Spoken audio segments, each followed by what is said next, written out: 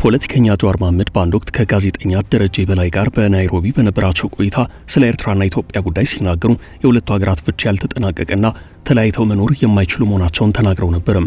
ከሰሞኑ ኢትዮጵያና ኤርትራ በወደብ ጉዳይ የገቡበት ውጥረት ከፍ ብሎ ኢሳያስ አፈወርቂ ወደ ግብጽ ካይሮ አምርተው ከአልሲሲ ጋር መክረዋል። አልሲሲም የኤርትራ ሉዓላዊነት አብረን እንከላከላለን ብለዋል። ኤርትራ ግብጽን እንደ ደጀን ያየችበት ክስተት ተፈጥሯል።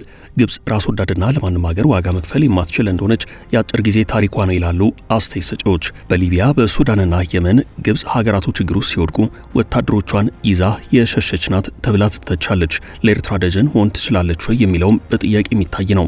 ግብጽ ኢትዮጵያና ኤርትራ ወደ ግጭት እንዲገቡ ፈላጊ መሆኗ ግን አያጠራጥርም። ኢሳያስ አፈወርቂን ወደ ካይሮ የጋበዙት ራሳቸው አልሲሲ ናቸው።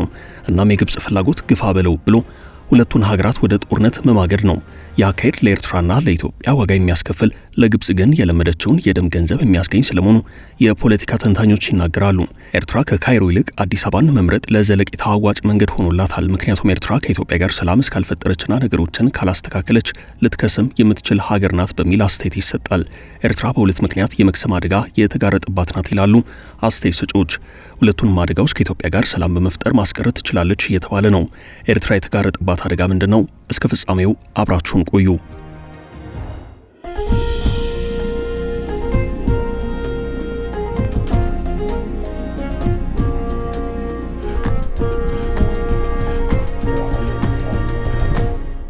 ኤርትራውን የደረሰችበት ሁናቴ ላይ የተገኘችው የመጀመሪያው ምክንያት ከኢትዮጵያ ጋር ሰላም መፍጠር ባለመቻሏ ነው። ኤርትራ ከኢትዮጵያ ጋር ሰላም በነበረችባቸው የመጀመሪያዎቹ ዓመታት እጅግ በጣም ፈጣን ለውጥ እያሳየች የቆየች ሀገር ናት።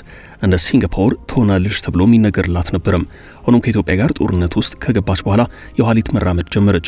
የኢትዮጵያ መንግስት የዲፕሎማሲ የበላይነት የያዘ በመሆኑ የኢሳያስ አስተዳደር የሚከተለው የፖለቲካ ስርዓት የበርካታ ማዕቀብ ሰለባ ያደረገው ስለመሆኑ የኤርትራ ኢኮኖሚ ባለበት እንዲረግጥ ምክንያት ሆኗል።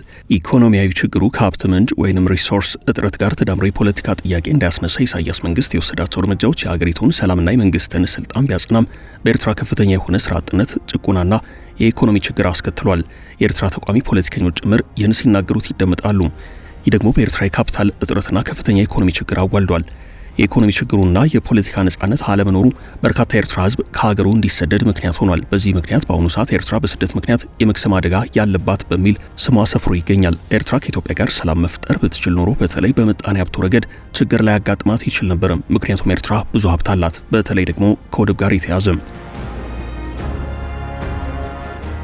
ይህን ሀብት ከኢትዮጵያ ጋር በመሆን በጋራ ማልማትና ድንበሮችን በመክፈት ምጣኔ ሀብታዊ ውህደት በመፍጠር ኤርትራን የተሻለች ማድረግ ይቻል ነበርም። በኤርትራ ፋብሪካዎችንና ኢንዱስትሪዎችን መትከል አስቸጋሪ ነው፣ ምክንያቱም የኤሌክትሪክ ኃይል በበቂ ሁናቴ ስለሌለም። ይህን ኢትዮጵያ በቀላሉ ማቅረብ ትችላለች። የኤሌክትሪክ ኃይል አቅርቦት ኤርትራ ከኢትዮጵያ ማግኘት ብትችል ኢንዱስትሪዎች ማስፋፋትና የስራ ዕድሎችን መፍጠር ትችል ነበርም። ይህም ምጣኔ ሀብቱን ያሻሽለውና የተሰዳጁን ቁጥር ለመቀነስ ይረዳ ነበርም።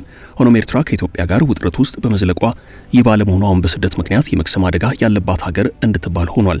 ጠቅላይ ሚኒስትሩ ሰሞኑን ፓርላማ ላይ ባሰሙት ንግግር ኤርትራ ለኢትዮጵያ ወደብ እንድትሰጥና በምትኩ የኢትዮጵያ ኤሌክትሪክ ኃይል በነጻ ለኤርትራ እንድታቀርብ ጥያቄ እንደነበር ተናግረዋል። ሆኖም ኤርትራ ፈቃደኛ አልሆነችም ብለዋል። አሰብ ወደብ አገልግሎት እየሰጠ አይደለም። ኤርትራ የምትጠቀመው ወደብ ምጽዋን ነው። ስለዚህ ኤርትራ ከኢትዮጵያ ጋር ሰላም ብትፈጥር ምጣኔ ሀብቷ ይሻሻል ነበረ፣ ዜጎቿም ላይሰደዱ ይችላሉ። በስደት ምክንያትም የህልውና አደጋ ውስጥ መግባትም አትችል ይሆናል። ኢትዮጵያ ከኤርትራ ብዙ ነገር ትፈልጋለች። ኢትዮጵያም ከኤርትራ የምትፈልገው አላት። ሁለቱ ሀገራት ሰላም ፈጥረው ያላቸውን ሰጥተው የሌላቸውን ተቀብለው ኢኮኖሚያዊ ውህደት ፈጥረው ካላደጉ አስቸጋሪ ሁናቴ ውስጥ ሊቀጥሉ ይችላሉ። ኢሳያስ ወደ ካይሮ መሄዳቸው የሚፈራውን ግጭት ያቀርበው ካልሆነ በስተቀር ለኤርትራ ጠብ የሚል ነገር ላያመጣ ይችላል። ይልቁንስ የተበዮች አለመስማማት ለበዮች ይበጃል እንዲሉ አትራፊ የምትሆነው ካይሮ ናት። ኤርትራ የመክሰም አደጋ አለባት የሚሉ አስተያየት ሰጪዎች በስደት ብቻ አይደለም፣ ይልቁንስ በተፈጥሮ አደጋ በተለይ በድርቅ ጭምር ያለባት አደጋ ከባድ ነው ይላሉ። ኤርትራ ይህን አደጋ መከላከል ትችላለች። እንዴት ከተባለ ከኢትዮጵያ ግድቦችና ወንዞች ውሃ በማግኘት ነው።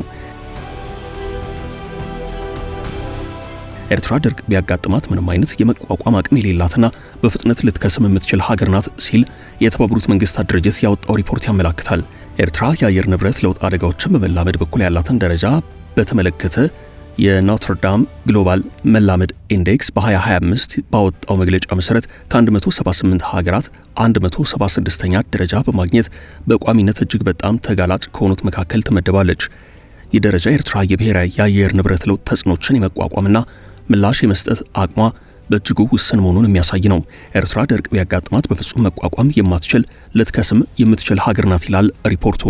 ሀገሪቱ የከፋ ድርቅ አያጋጥማት እንጂ ችግሩ የነበረና አሁንም ያለ ነው። ይህ ችግር ከኢኮኖሚና ከስደቱ ጋር የተያዘ መሆኑ ደግሞ ለኤርትራ ሌላኛው አሳሳቢ ጉዳይ ነው። የአየር ንብረት ለውጥ ምክንያት በ10 ሺህ የሚቆጠሩ ኤርትራውያን ወደ ጎረቤት ሀገራት እንደሚሰደዱ ጥናቶች ያሳያሉ።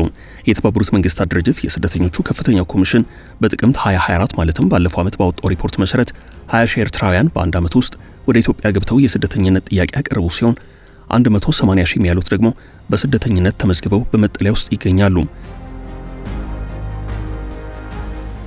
ይህ መረጃ በተለያየ መንገድ ወደ ኢትዮጵያ የገቡ ህገወጥም ህጋዊም ናቸው የሚባሉትን ኤርትራውያን አይመለከትም። ይህን የፍልሰት ምጣኔ በየዓመቱ በእጥፍ እየጨመረ ቢሄድ በ5 ዓመታት ጊዜ ውስጥ የኤርትራ ወጣቶች በቋሚነት ፈልሰው ወደ ኢትዮጵያ እንደሚገቡ መገመት አይከብድም። ከአየር ንብረት ለውጡ በተጨማሪ የኤርትራ የብሔራዊ ውትድርና አገልግሎት የኤርትራ ወጣቶችን ለስደት ከሚዳርጋቸው ገፊ ምክንያቶች አንደኛው ነው። በአጠቃላይ ኤርትራ ከኢትዮጵያ ጋር ሰላም ባለማውረዷ አብረው መስራትም ባለመቻላቸው አደጋ ውስጥ የመግባት እድል ገጥሟታል ተብሏል። ኤርትራ ከኢትዮጵያ ጋር ባለመስራቷ ኢኮኖሚ ችግርና ከፍተኛ የስደት መጠን እንዲከስም ሊያደርጋት እንደሚችል ኢሳያስን በአንድ ወቅት ተናግረው ነበረም። ኢሳያስ ተጠያቂ ያደረጉት የአውሮፓ ሀገራትን ሲሆን ለኤርትራውያን ጥገኝነት በመስጠት ኤርትራን ያለ ሰው የማስቀረት ፕሮጀክታቸው እየተሳካላቸው ነው ሲሉ ወቀሳ አሰምተዋል። አሁን ድረስ በርካታ ኤርትራውያን በስደት ከኤርትራ ይወጣሉ። ይህም እጅግ ከፍተኛ የሆነ የሰው እጥረት አስከትሏል። በኤርትራ አሁን ወሊድ የሚበረታታ ሲሆን የሰው ኃይሉ አብዛኛው በእድሜ የገፋ ነው። የሰራዊቱ አባላት ጭምር በእድሜ የገፉ ናቸው። ኤርትራ ከ20 እስከ 40 በመቶ የሚሆነውን የሀገር ውስጥ ገበያውን የምትሸፍነው በውጭ ካሉ ኤርትራውያን ከሚላክ የሐዋላ ገንዘብ ነው። ኤርትራ ከፍተኛ የሆነ የስደተኛ ቁጥር ከሚወጣባቸው ሀገራት መካከል ቀዳሚዋ ናት። ዎል ስትሪት ጆርናል የተሰኘ የአሜሪካ የወሬ ምንጭ በፍጥነት በመራቆት ላይ ያለች ሀገር ሲል በአንድ ወቅት ሪፖርት አውጥቶባታል። የተባበሩት መንግስታት ድርጅት እንደሚለው ደግሞ በየወሩ በ10 ሺህ የሚቆጠሩ ኤርትራውያን ከሀገራቸው ይሰደዳሉ። በፈረንጆቹ 2023 በወጣ ሪፖርት መሰረት 800 ሺህ ኤርትራውያን ከሀገራቸው በስደት ወጥተዋል። ይህም ከአጠቃላይ 3 ሚሊዮን ከሚሆነው የሀገሬው ህዝብ ከ3 አንዱ ኤርትራዊ ከሀገሩ ይሰደዳል እንደማለት ነው። ኤርትራ ከፍተኛ የሆነ ስደተኛ የሚወጣባት ሀገር በመሆኗ ወደፊት የህዝብ ቁጥር እጥረት ሊያጋጥማት እንደሚችል የተባበሩት መንግስታት ድርጅት ደጋግሞ አሳስቧል። ኤርትራውያን በብዛት በኢትዮጵያ በሱዳንና በግብጽ በኩል ወደ መላው ዓለም ይሻገራሉ። አብዛኛውን ጊዜ በቀይ ባህር ውሃ ከሚበላ ስደተኞች መካከል ኤርትራውያን የበዛውን እጅ ይወስዳሉ። ኢትዮጵያውያንም እንደዛው። ይህ የሚፈጠረው ኤርትራ ከዓለም ለየት ያለ መንግስታዊ አስተዳደር በመከተሏና ከኢትዮጵያ ጋር ሰላም ባለመፍጠሯ ነው። በርካታ ኤርትራውያን ከሀገር የሚወጡት የተሻለ ህይወት ለማግኘትና የፖለቲካ ጥገኝነት ለመጠየቅ ነው። በአጠቃላይ ኢትዮጵያና ኤርትራ ተለያይተው የማይለያዩ ተነጣጥለው የማይነጣጠሉ ባለትዳሮችን ይመስላሉ ይላሉ አስተያየት ሰጪዎች። ኤርትራ ከኢትዮጵያ ጋር ሰላም ባለማውረዷ ምክንያት ያጣችው ብዙ እንደሆነ ይነገራል። ኢትዮጵያም ከኤርትራ ጋር ድንበር በመዝጋቷ ብዙ ጎድሎባታል። ኢትዮጵያ የባህር በር መውጫ እስካላገኘች ድረስ ሙሉ አይደለችም። ኢትዮጵያ ባድመን ሰጥታ ወይንም የአልጀርሱን ስምምነት ፈጽማ ከኤርትራ ጋር ስትታረቅ አንድ ነገር ጠብቃ ነበርም። እርሱም ኤርትራ አሰብን ለኢትዮጵያ እንድትጠቀምበት ትፈቅዳለች፣ ትሰጣለች የሚል። በወቅቱ ኢሳያስ ይህን ጥያቄ ተቀብለው እንደነበር ብዙ ምልክቶችን አሳይተዋል። መንገዶች እየተሰሩ ነበረም፣ እየተጠገኑም ነበረም። የኢትዮጵያ መርከቦች መልህቃቸውን አሰብ ላይ እየጣሉ ነበረም። ይሁን እንጂ የቆየ ሲሄድ ኤርትራ የአሰብን ጉዳይ አጠባበቀችው፣ አይሆንም አለች። ይህ የኤርትራ አቋም ሁለቱን ሀገራት እጅጉን ጎድቷል። አሁን የሚስተካከልም የሚመስል አይደለም። ኢሳያስ ከአዲስ አበባ ይልቅ ካይሮን መርጠዋል። ካይሮ ግጭቱን ትፈልገዋለች። ካይሮን ብቻ አይደለችም። የተባበሩት አረብ ኤምሬቶችና አብዛኞቹ የገልፍ አረብ ሀገራት የሁለቱን ሀገራት ጦርነት የሚፈልጉት ይመስላል።